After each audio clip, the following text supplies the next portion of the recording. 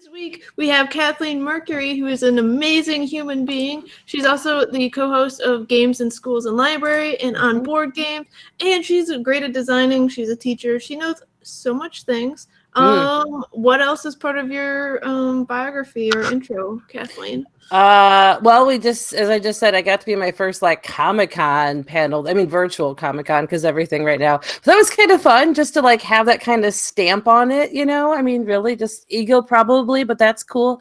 Been playing lots of games. I helped a friend of mine who's got a game company to work on this fun sort of quest, who I will not be talking about, but because it's secret, but super, super fun. Got to do a lot of more like puzzle work, which is something I haven't really done a lot of. So that was super fun to kind of play around in that sort of realm as far as what we were doing. So that was super fun. So yeah. And then just trying to think about how I can use the resources that I have now to get ready to teach in the fall with whatever that looks like, as well as just I want to come out of the summer with a couple games. So there we are. I mean, that's a pretty admirable goal to like go through like 3 months and make a couple games. Like, Yeah. I mean, and that's the thing too, because like at the beginning of the pandemic, everybody's like, oh, you should totally learn French, like learn foreign languages and all this other stuff. And like in the beginning of the pandemic, it was like, I was really proud of myself if I took a shower or brushed my teeth each day. If I did 2 in a day, whoa, I was doing good. So, I mean, much better place now. And so now it's like, okay, you know, like I've had some time to sort of explore my own brain, my own mental health in different ways. And like I'm feeling good and excited about, you know, I'm just a ridiculous optimist. So here we go. Plucky can-do spirit. Let's do this. I mean, well, that's a great segue into our topic, which is trying new genres of game design. Yeah. What would you say is a new genre of game design?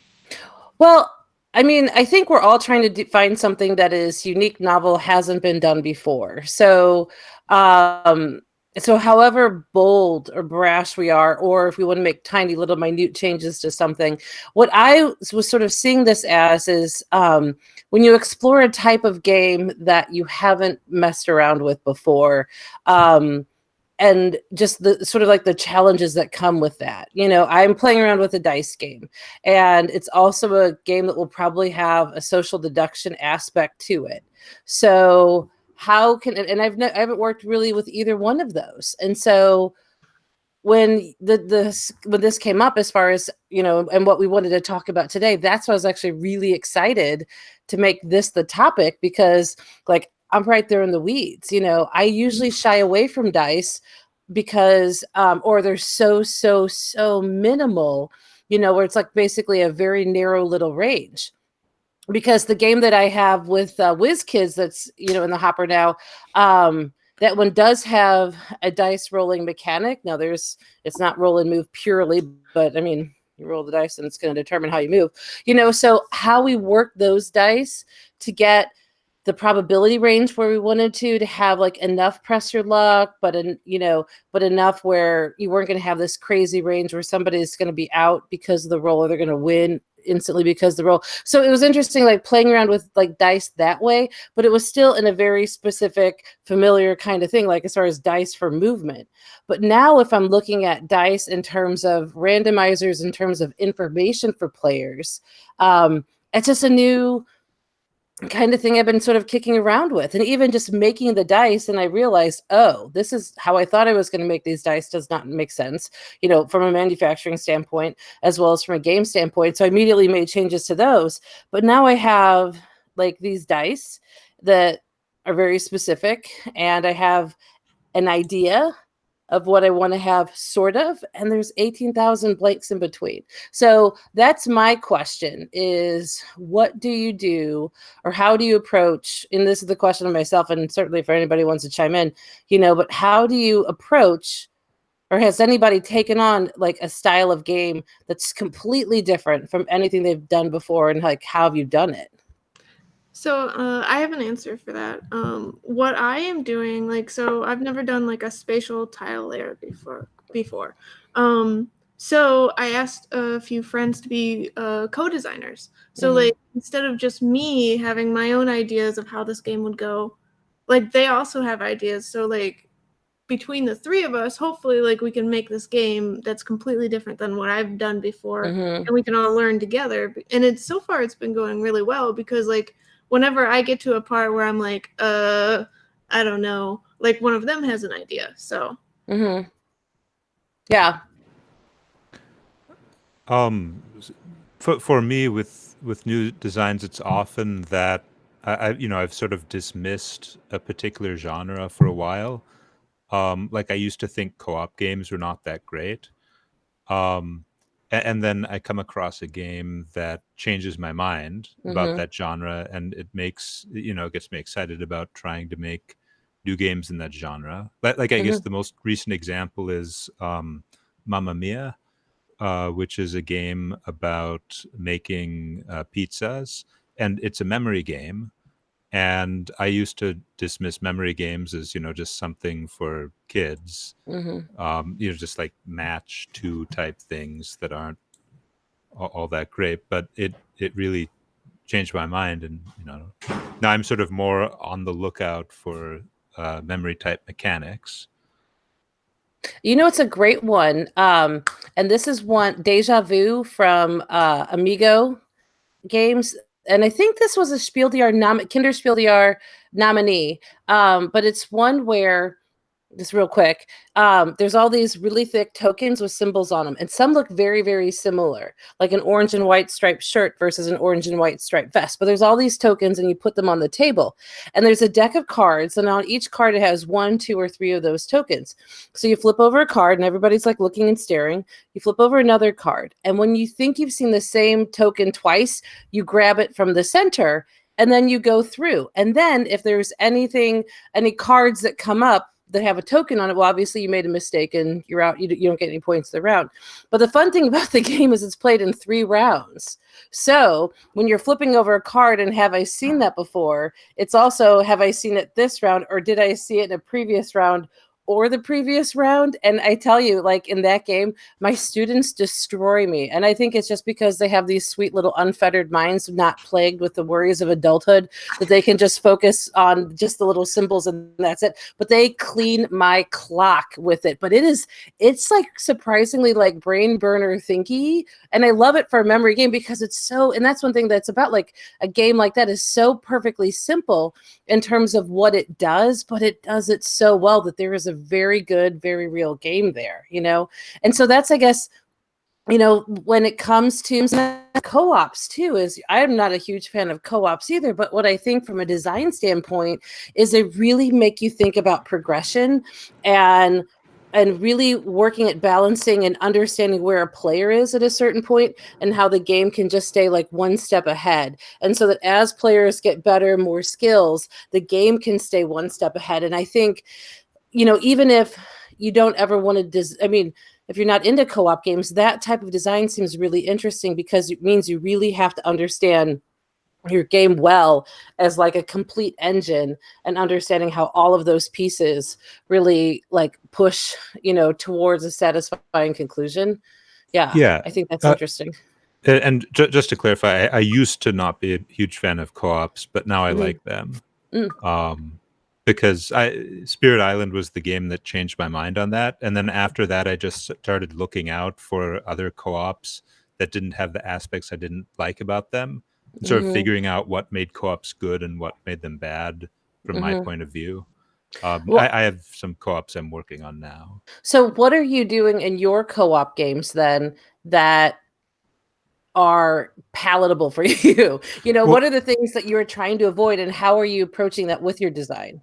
yeah, I think the really big thing is information economy. Mhm, Because like looking at co-ops, I think generally some form of information economy is what makes them interesting. mhm, Like in Spirit Island, it's just that you can't possibly keep track of what everyone's doing. right. But then if you look at games like Hanabi or Letter Jam or those types of things, it's all about, okay, we have a bunch of people, we're working together, but not all, we each only have a small part of the picture. And there are limitations in how we can communicate with each other. So like one game that I'm working on has players as aliens trying to build a spaceship together, and each of them knows one rule about like spaceship mechanics. Like maybe that you're not supposed to put fuel tanks really close together, or that every cabin needs an airlock or something. But each player only knows one rule, and they're all different aliens, so they can't communicate. And so the challenge is building a spaceship together when each person only knows a piece of how a spaceship works. Right. So yeah, the generally the key, I think, is separating out information and putting in place barriers to players communicating. I think Right. the crew does that too pretty well. Well, and I think, when it comes to design and whatever genre we're looking at, even if you're working on something that's existing, I've started to play war games a little bit, not right now as much, but because it's just a different type of game for me, really interested in seeing just what those machines are like versus others. And the designer Rachel Bowen, who designed the game Napoleon's Triumph, is one that I've played. And especially reading her design notes about the game and everything was basically, there are these like preconceived notions or tropes or just essential elements in war games. And she was able to look at those and say, what does a war game really need to be? And having the freedom and flexibility and thought to say, it doesn't have to be those things. What does it need to be? And then designing to that. And that's, that's the hokey pokey. That's what it's all about. When we can really zoom in on what the core element of a game can be, that you can use all these previous, games and designs to inform your process, to inform what your ultimate goal is. But, having the vision to be able to break those and to make something that's just so novel and different compared with everything else. I mean, that's, where that's growth, that's art, as far as that goes. And that's when I think the reasons why I think I'm kind of stuck right now a little bit is I'm focusing on such a small, narrow thing. As far as like, I've got these dice and I know there's a game in there somewhere. So instead of having like a very clear kind of conceived idea of where this is going, I'm kind of in the playing around, sort of avenue, but it also means that everything is just completely wide open right now. And I'm okay with it. I mean, I used to call myself amateur plus as far as a game designer. Now I call myself a hedge witch, because I mean, I've read lots of books and I've played lots of games and all those different things. But at the end of the day, I still feel like I'm just kind of like farting around in the woods. You know what I mean? Like I'm trying to find Easter eggs, just trying to find stuff, it's not like I have like a very specific, design philosophy or, a certain, I don't follow like the MDA, perspective in terms of following design and stuff like that. For me, it's like, what would be fun? And, like just like my type of fun, And so I think in some ways I wonder if I were to have a more defined approach to games in terms of like my formula or my approach, I probably would be more productive.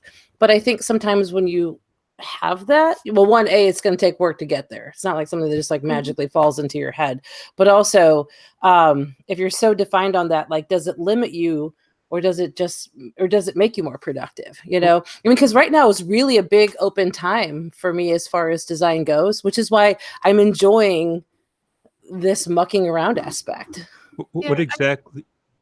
I think that you kind of need to have like some of that openness because like every year there's new games and new like just manufacturing processes and mechanics and all that are coming out. So like if you get stuck and you have like this formula of like this is how I make a game, this is how the game comes out, you end up like having games that are maybe too similar to each other. Like they're different, but like I mean, it's kind of like I used to like my favorite designer was Uwe Rosenberg, and I would just buy all of his games. And at this point, it's like I have to like really look at the game that I'm buying from him because it's like, oh, okay, is it going to be polyominoes, and is it going to be about the same as these other two games that I already have? Yeah.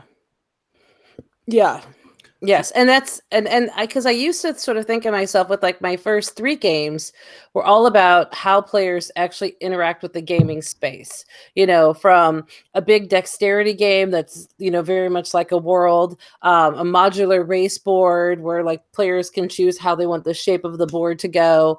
One that's like an abstract sort of laying movement sort of game, or again like shifting the world. So much of what I've done has been about, especially since I'm such a visual person, that visual space. So this is very different because this is not a real world. And I think in pictures, so for me to like shift away from a visual world, and that's what I keep trying to do is I keep trying to see it because, as far as like what this would be. And I think because I haven't landed on that vision yet, it's like this is pushing me to think in a completely different way than I naturally lean to, which is why I'm glad I'm doing it. But also it's super frustrating because I feel like I'm not really getting anywhere. Mm-hmm. So like one thing that I've done in the past, like I really wanted to make an 18 card game. Mm-hmm. Okay. I haven't been successful at that at all. But because I keep trying, I keep making things that like while they aren't 18 card games, they're still new and different. Yeah. Like they're completely different from like what I would normally do. And it's been like really fascinating to see like the things I come up with when I try for something. Mm-hmm. The first actual game that I made from the 18 card game challenge I gave myself ended up being like a 250 card game. But I generally don't make strictly card games, so Mm-hmm. it's still different and unique. Do you work within, when you're approaching a new genre, do you work within the similarities of what you want to design within that genre, or do you work towards the differences in that genre that, like, what does this genre not do that I could be doing?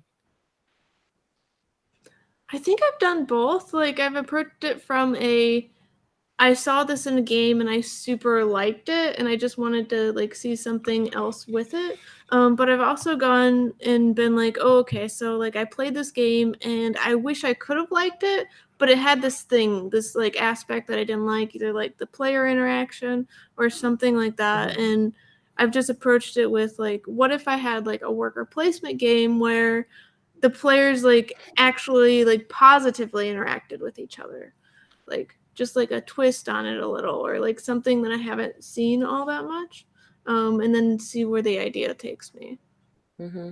I mean, for me, I think you have to be informed about what's happening, in a genre. And I know like from like some of the game design groups, and we've had some people who've played like 1 or 2 games that they really love and they made their version on those games. It's really hard to give them like feedback or guidance that doesn't sound, I mean, I'll be honest, you know what I mean? But to be like so brutal, it basically is, you're basically doing a variation on something that's so widely known and accepted and successful. And how are you doing anything that takes this to the next level? Like, where's the growth there? And that's kind of hard because they don't necessarily have that depth. You have to have, like any artist, you have to understand the medium and what's in it. And that's one thing, is because the thing that I'm working on involves cryptology, and there's a social aspect to it, and it involves dice. And all 3 of those things, like I haven't found like how the Venn diagram overlaps. And so for me, it's like really trying though to use all of these different experiences and games and just really ask myself, what does this need to be? And I'm wondering, especially since that approach isn't working, maybe there is like a different pathway that I need to play around with as far as this goes, so then I do kind of go back to like, okay, well, let me take this game and apply this idea to it. Does this seem to get me anywhere with that? So I think you have to, it's those 3 things, actively running to the things you love, actively rejecting the things you don't, and then using both of those things to help hopefully push you in that 3rd direction. Mm-hmm. Hopefully. Yeah. I mean, I would say too, for me is, when I was asked to make a game about a specific person, and that ended up not being the publisher passed. But then, it was because of that pushed me into doing something that was totally different than anything I had done before. And it was so confidence boosting because it was like, oh, I can not just take a world and sort of gamify it, but I can create something out of something more abstract, So some of for me, the most fulfilling moments from design have really come from working in, a totally different genre as far as that goes, but still like pretty close to like where I was comfortable. Like, I wonder if I need to put this idea aside and play around with something else just to kind of, maybe I'm not despondent by any means, if a game's not working, maybe it's just time to like play around with something else. But if I play around with something else, I want it to be something that is, different and challenging for me as well. Mm-hmm. Yeah. Yeah, I definitely agree with that. Like, whenever I get to like a point like where I don't know what to do in a game, like I just want to try out like some new other mechanic that I've never tried before. Yeah. Like, for all my designs, I think like for the majority of them, that was like the first time I tried to design a game with like pressure luck or area control or like whatever it is, just because it's like the unknown is so engaging. Like it just like makes me so much more creative than if it was like, oh yeah, you've designed a game like this before, design another but different game. Yeah, because roll and writes was kind of how I got started on this. And I know roll and writes are so stupidly popular that by the time I come up with something like, will the market even tolerate another roll and write? Probably not, but that's okay. Because dice are something that are easy, cheap, and this can be, and they can, because they can probably be played solo. It's something that's easy to work on when you're designing more in isolation. And so I bought all kinds of different types of roll and write, roll in place. Brought them with me. We've played a whole ton of them, and, there's a couple big questions about, like what does, what makes a roll and write enjoyable? Like, so that's, I think that sort of deep dive into that genre is good. I just don't think it's going to work as a roll and write for this particular game. So, yeah. So like I'm actually going like trying to start my deep dive into roll and write, but like in particular, I really want to do like an engine building roll and write. So I want to try to find like all these different like ways that roll and writes have used engine building, because like I mean I've played a lot of engine building games, but it's like very different in the roll and write spectrum. Right. Yeah, I did. One of the ones that I got as part of this was the Imperial Settlers roll and write. Have you played that one? Yes. Yeah. And that's one thing though too, is like it's still very much solitaire, And so when it comes to engine building, I mean, you want to, I think that's my biggest issue with probably roll and writes in general, is wanting it to be more than just multiplayer solitaire. And then if you've got something that is like an interactive or point of contention or conflict between players, like how does it manifest itself in a roll and write? Do you have like the one shared common board where everybody works off of, but then what is it about roll and write that really makes it special? What is it about how this game really has to have that aspect where players can choose the pathways they want in terms of, because I mean, especially with like Imperial Settlers, you're just checking stuff off a list.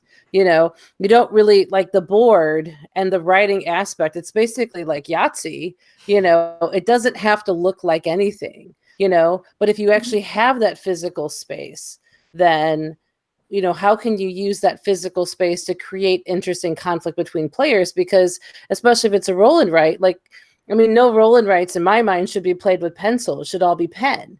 That when you make, I mean, obviously people make mistakes, so you need to be able to erase it and all that. I get it. But the idea that if you're really letting players like change and impact the world, then it's something that has to change and impact the world for all the players at the table. If it's I'm impacting my paper world and you're impacting your paper world, I think that's, for me, is where that disconnect comes from. Like, that's interesting to hear you talk about roll and writes, because for me, like, the roll and writes that I really enjoy are the ones where, like, you have a unique game.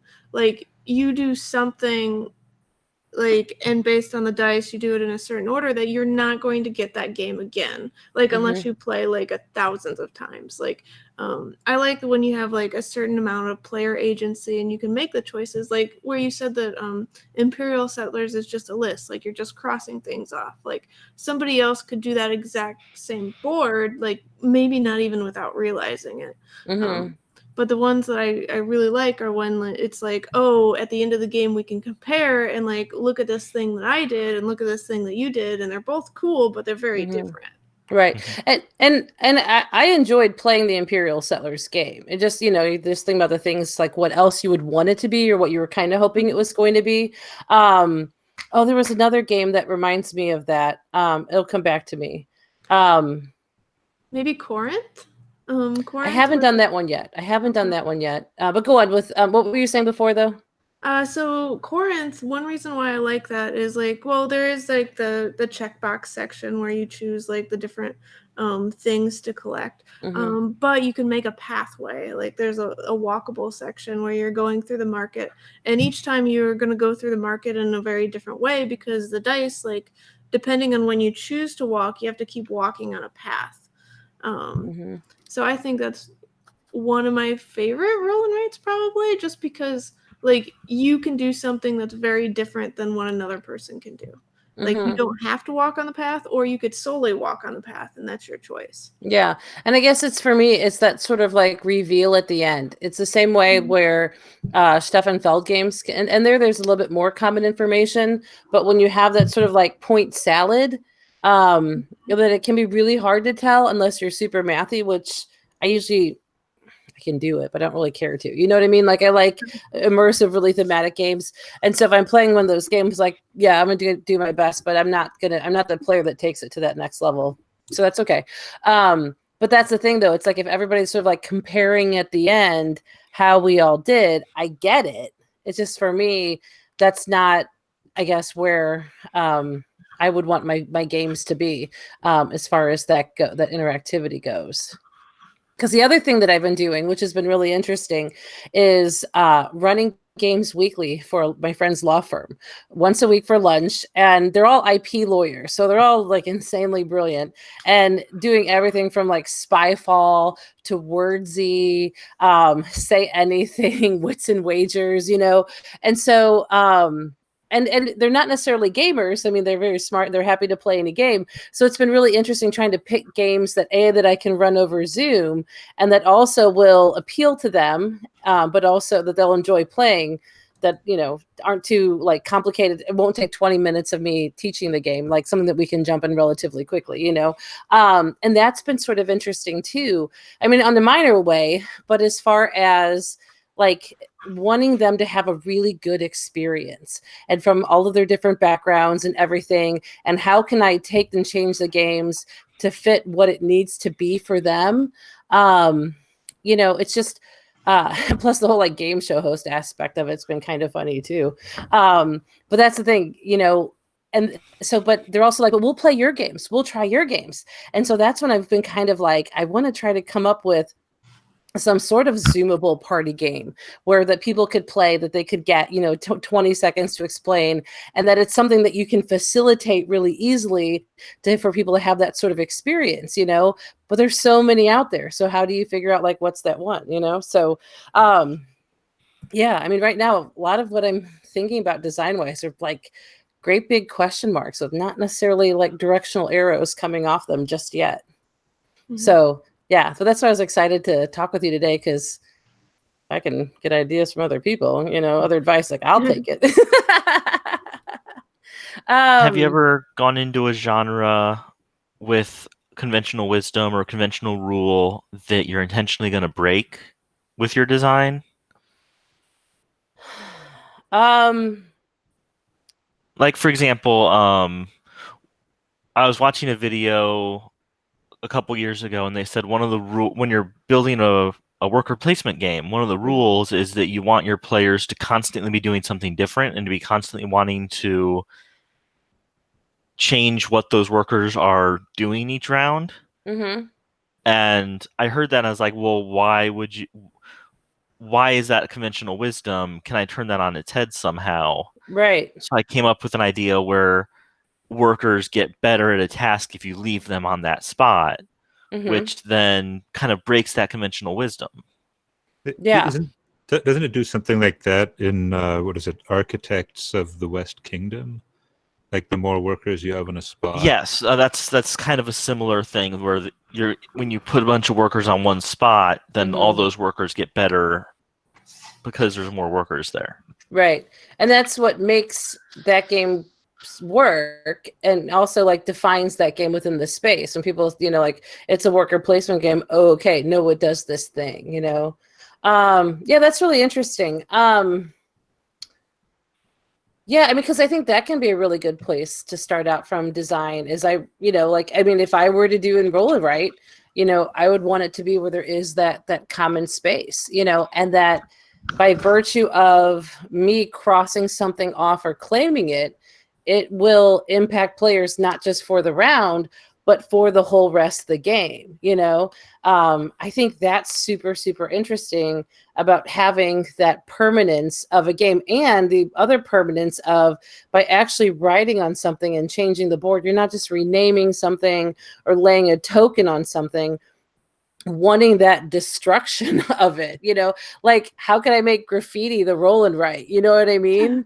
Like, hey, that sounds freaking awesome in my head as I say it, you know what I mean? But like, as if you're like trying to like put up tags on walls and like, or create murals, and then other people can come along and they can like change what you have. And this is 100% a game I want to make now. Yeah, I mean, it's a really fascinating thing. Like, have there been any Roll and Writes where there's like maybe like, well, most Roll and Writes you have like your personal, like whatever you're writing, but like a shared, or like everyone can write on this thing? Like, has that been done? Like a jumbo or Roll and Write? I don't know.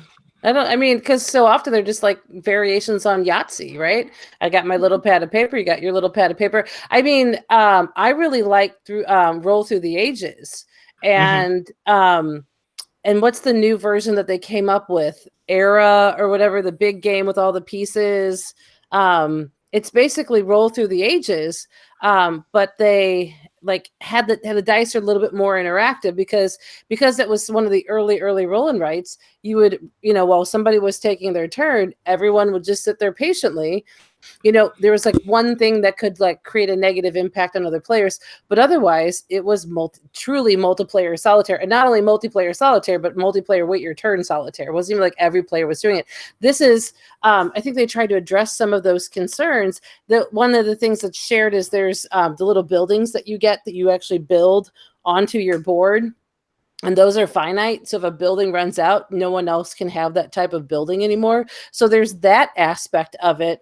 I'll call it a Roll and Write because honestly, it still could be a write. It's just that, keeping track of the number of buildings, like it makes sense to have the little pieces. Plus they're cute and they're fun and all that. And that's fine. And there's other things too, as far as like being able to like steal other people's dice. And that was probably the most frustrating, almost table flipping aspect of it for me, because like there's this one type of resource that's pretty hard to get. I had two of that type of resource, and someone else was able to just go like zoink, and I was like, they spent one turn to do something, I spent like 4 turns to do or whatever it was, so that was not a I feel good as a player kind of moment, and so if your type of interaction you're going for is I'm just gonna like punch you and steal something, I find that not interesting at all. I have an idea for a more constructive interaction in a Roll and Write. Good. Trade routes, right? You set up something that goes off the side of your board, and then you you say, okay, I have these excess resources that I'm producing. You want to trade, and then they can pencil in a trade route off the side of their board and connect the resources that you're piping out to something.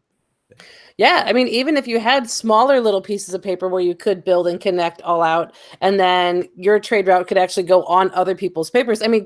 Cartographers, my favorite thing about that game is when you have to pass your papers and you get to draw little monsters on other people's boards just to get in their way. And I love because I will make them look like little monsters and all that, I love that aspect of it because that's that interactive piece, and it's a minor piece. It can do just enough to really annoy somebody, but not so much that it blows their game to bits.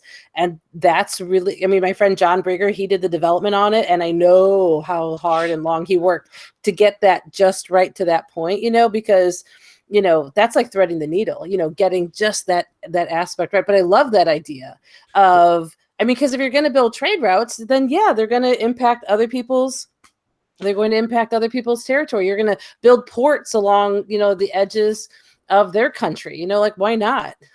And more generally, you could extend it to any sort of mechanic where you agree to do something on your board that will allow somebody else to do something on their board. Just sort of just voluntary cooperation that allows other players to do things. Yeah.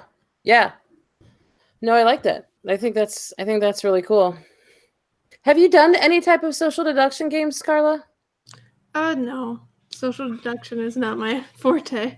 Yeah. Well, and again, but it goes back to what Ananda was talking about with co-op games, that information economy, and how do you give, players this much information that expands into this much information, but never gets to this much information, how do you, and then especially for like, cause I don't necessarily love like this, like the reading people aspect of it. I mean, I'm a pretty literal person, so they're not going to put me into poker. I'm not there. Anybody's tells over my head, but that's, I think, when it comes to how can you give people limited information and where they can build upon that and expand into another area, I think it's another really interesting question of design, and it can go to any number of types of games, but especially co-ops and social deduction. Those two seem to fit. Yeah, so I haven't done many, no social deduction, and I've only done a few co-ops.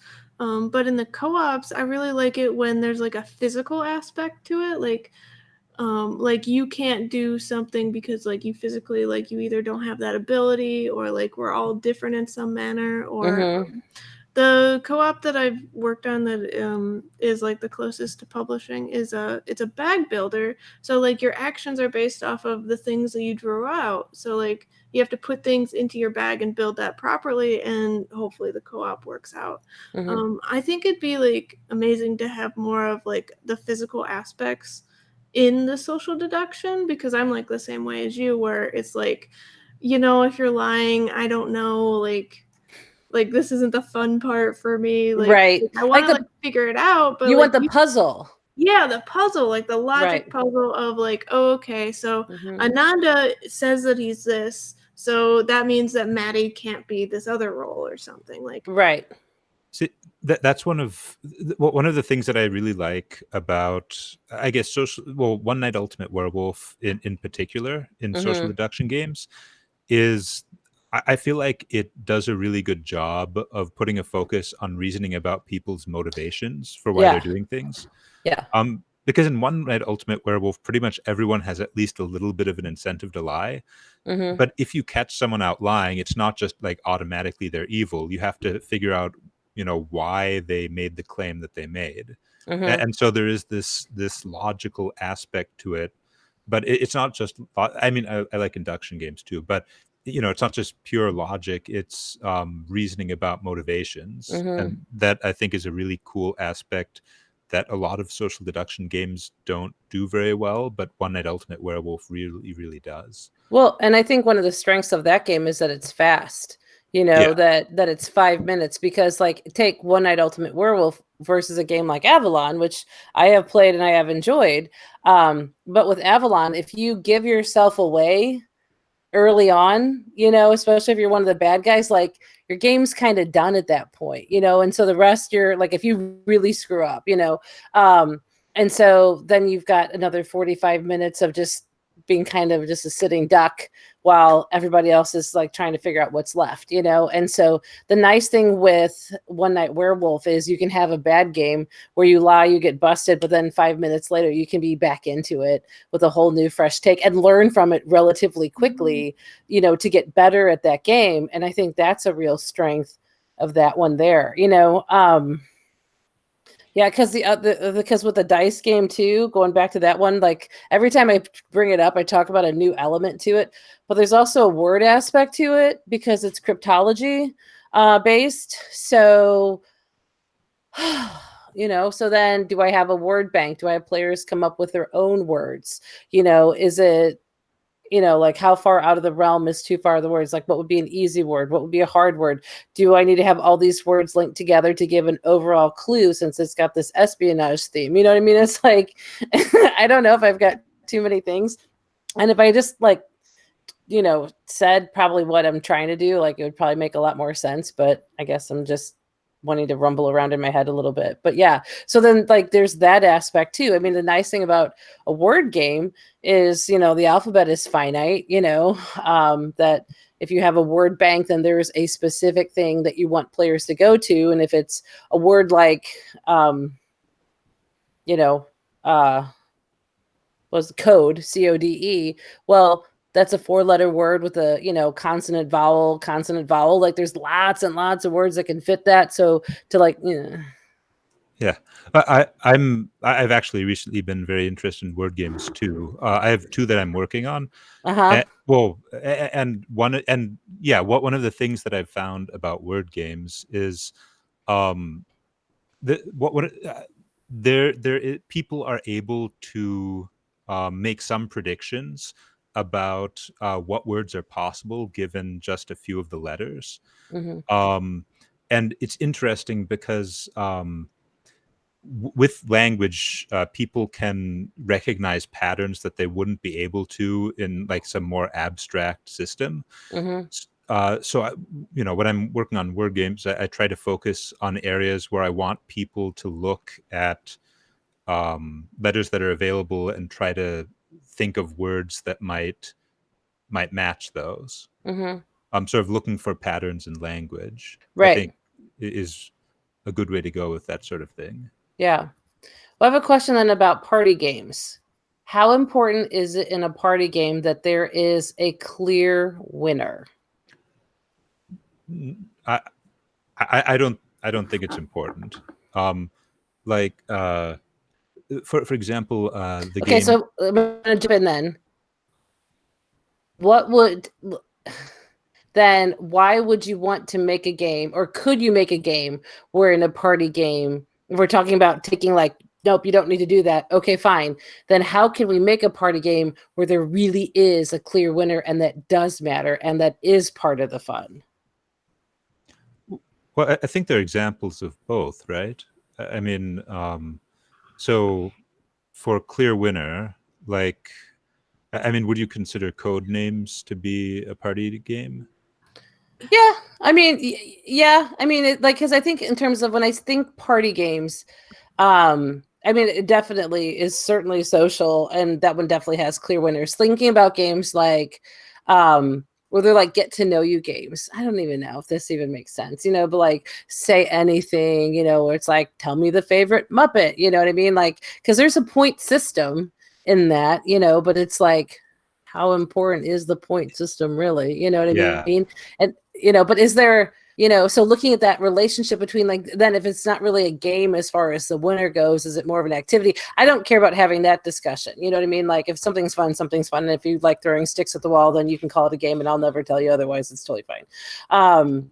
But, just kind of thinking about those things that, that we experience in games. And as Maddie said earlier, using those as a way to like poke and play around within a specific genre. And will the good idea come from there? That's an interesting point because it makes me think of games like Apples to Apples, Mm-hmm. where, yeah, there's a winner, but nobody really cares who it is. Right.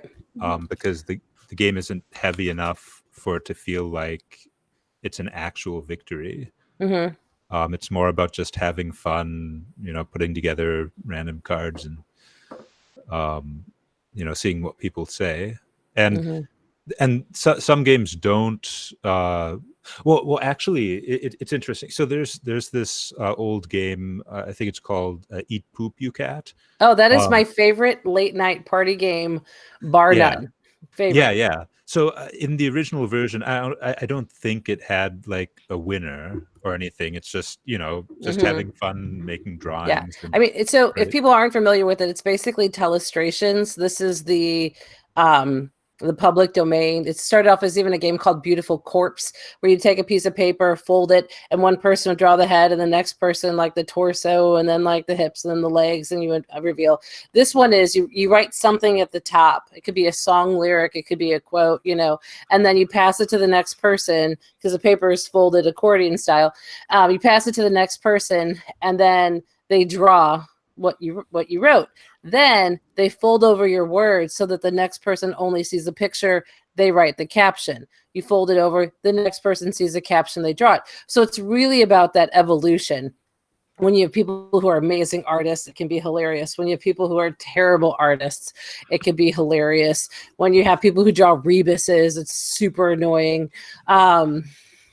Personal bias, but that's one thing is like I have laughed harder in playing that game. I was on the podcast 5 games for Doomsday. What 5 games would you save for posterity? And that was one of the 5 that I would save, because the best times I have had at game conventions have come down to that particular game. Yeah. Well, and then Telestrations remakes it, and I'm pretty sure they add a victory condition. Right. And it's just like it doesn't fit with the game at all. No. It's just not. Mm-hmm.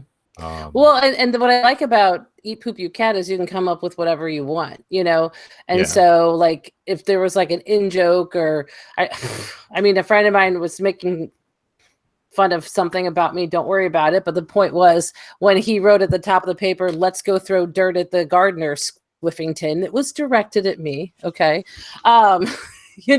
But so like I love that that personal aspect of the game came into play, but that's the thing, it's like I have laughed harder over pencils and paper doing that at game conventions with some of my favorite people in the whole world. I mean, that's when you think about things you'll miss, like that's one of them, but that's okay. Stay healthy, everybody. But yeah, because that's, I think, ultimately when you're trying to just create that really unique, novel sort of experience, like in playing around with ideas for an AI card for a game, as far as what's the type of experience, like if people are in a solo game and we're to play against, my card in this type of game, what's not just would be interesting in the game, but how would I make it like me? If I was that character, like if you were playing against me, how would I, Kathleen, try to mess you up in that game?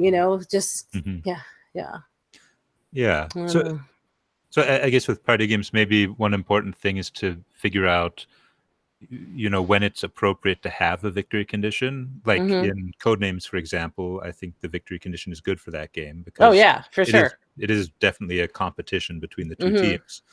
As opposed to games like Eat Poop You Cat, right, or Apples to Apples, where but also there's a specific objective you were working towards in those, and in the others, it's wide open. Make me laugh. I mean, when I was playing Say Anything with that attorney group I was talking about, and one of the questions somebody picked was, "What's the most fun thing to smash with a hammer?"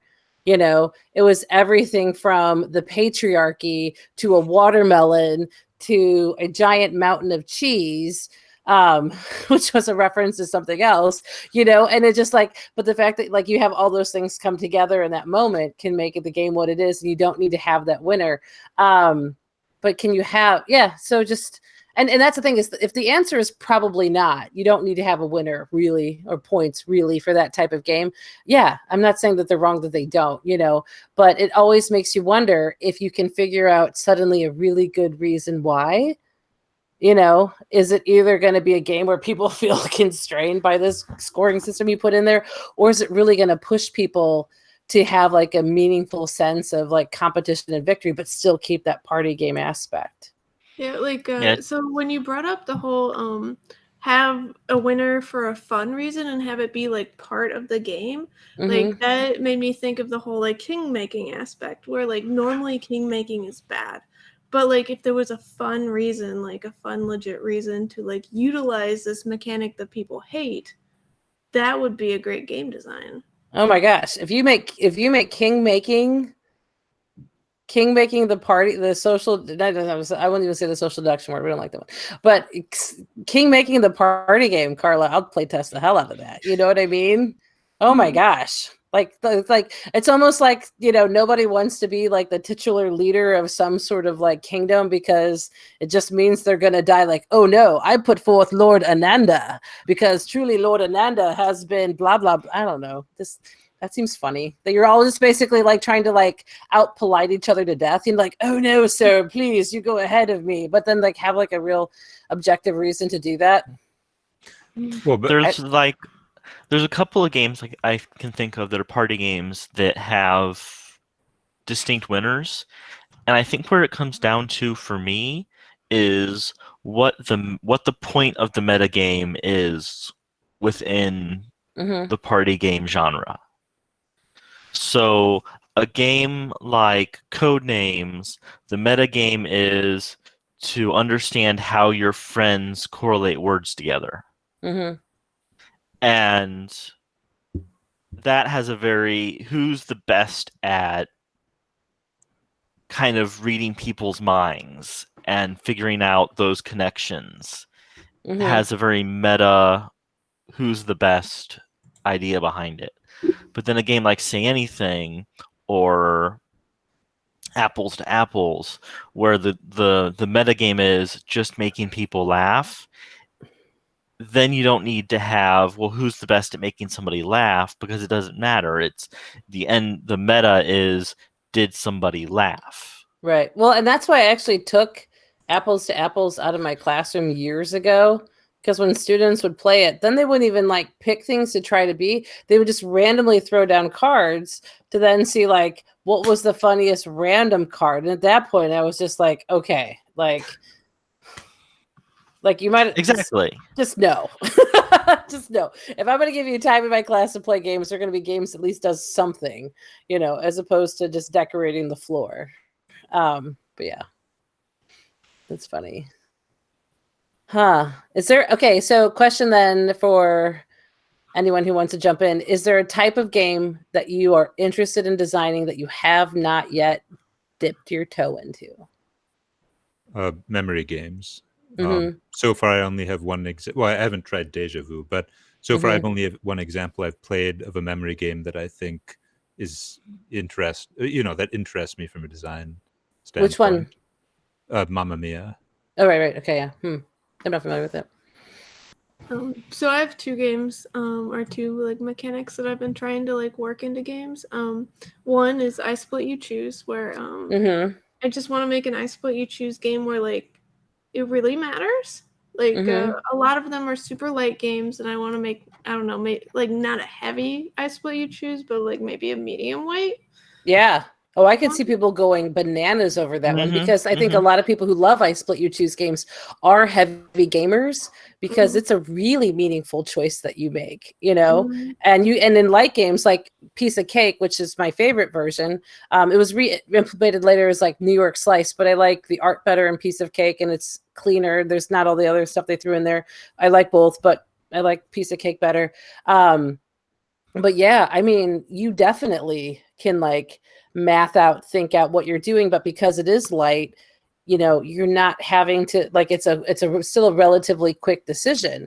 If it's something that goes into something heavier, then you're really looking at, balancing like AP, because I think that's where people can really, really like spin in a game like that. It's interesting though. I have another one, social deduction. I've always wanted to make a social deduction game, but One Night Ultimate Werewolf is so good, and I can't. I have difficulty thinking of something that would be different enough from that, while still being good in the way that I want it to be good. So I haven't figured that one out yet either. Yeah. But so my second design that I've been, or like mechanic that I've really been trying to work with, is drafting. But drafting where getting more cards isn't necessarily good. But like the cards themselves aren't bad. You Getting just more. like if you get more cards, you just have to figure out how to actually use those cards in like a positive manner. Question. So in drafting games, I think normally everyone gets the same number of cards, right? Yeah. Generally. Okay. So when you're saying like what game are you using as like your starting point for thinking about drafting games? Like 7 Wonders. Okay, like Sushi Go, that sort of thing. Got it. Yeah. Okay. So like a simple like you draft one card, you pass it. See, But that's like why I want to make a Winston draft game, because that's a very asymmetric card number style of drafting. And that's the one genre that, like, if I were to go to make a drafting card game, it would be a Winston draft. So explain what a Winston draft is. Okay, so it's you have a deck of cards, and you put 3 cards face down on the table. Mm-hmm. And when it's your turn to draft a card, you either look at the first card and take it, or you look at the first card, put it down, and look at the second card, and you either take it or put it face down. And every time you pass on a card, you put another card on that pile. Oh. So the next person who looks at the first card in the stack gets to look at 2 cards and takes both of those cards, or passes to look at the next card. Yeah, the next. So there's this very interesting there's a push your luck mechanic because there's a really good card here, but can I get it with more cards? As well as do I want to take more cards, or do I want to have fewer cards and have a more laser focused deck? Mm-hmm. Yeah, Winston draft is like one of my favorite drafting mechanisms. But I also have 2 games that are coming out soon with that. Like it's a fantastic thing. I'm excited. Carla, I had a thought about like drafting where more cards isn't necessarily better. Like one natural. This is something I've been. Okay, so one natural way to do that is if cards are actions and you can only take 1 action per turn. Having more actions doesn't necessarily help you. I mean, it gives you more options, but you're still taking the same number of actions per turn.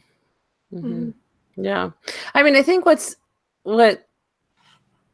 this is, I mean, the thing that I love is like anything else, like if you just do what you've done all the time before, like you don't grow, and I think there's, as long as, you're playing lots of games and you know what you're doing, as far as like, when I say know what you're doing, I mean like asterisk, you know what I mean? Like, I'm just so excited about new possibilities, and transformation has been just such a big thing. Like I'm really hoping that in terms of education that we're able to see some real transformation in terms of how we approach teaching and learning that distance learning has shown us. And I think there's a lot of really positive benefits that can come from that. Hopefully we'll see that, continue to build. I think socially right now there's a lot of upheaval, but I think there's also a really, great potential to enact some real social justice that hasn't been happening. And I think that transformation aspect, I think, is cool. So I think, in terms of like, just that's where I'm at, personally, in terms of like transforming my skill set, as a designer, by pushing myself to work in, aspects of design that, I could make some, like, if you want me to create a world, you know what I mean? Like, I'm pretty confident that I can do that. What I'm playing around with, I'm not confident in, but for me, that's what's exciting about it. And I like that being that uncomfortable, because it makes me keep wanting to solve it and think harder on that than on a lot of other things. Mm-hmm. So it's good. Well, it's also 3:00. So, Kathleen, you've been fantastic. Do you have any like other last thoughts?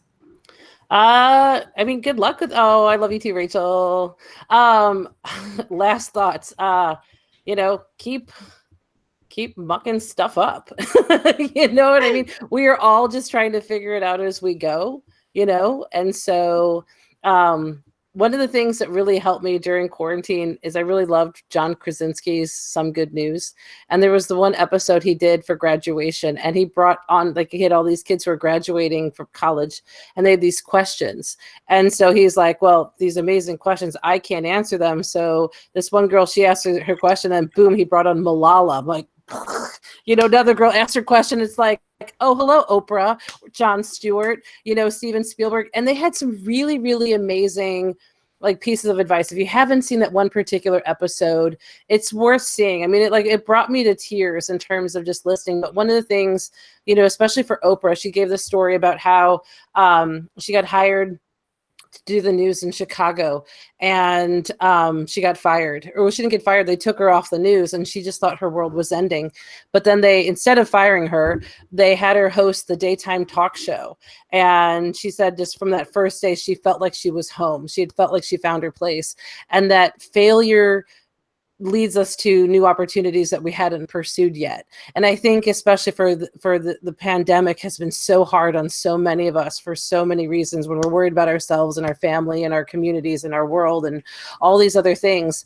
But it's just, so to be able to take these moments that are so hard and trying to hang on to the positive things that we can to try to keep pushing ourselves so we don't forget who we are and we don't forget the world that we have and that we want to have.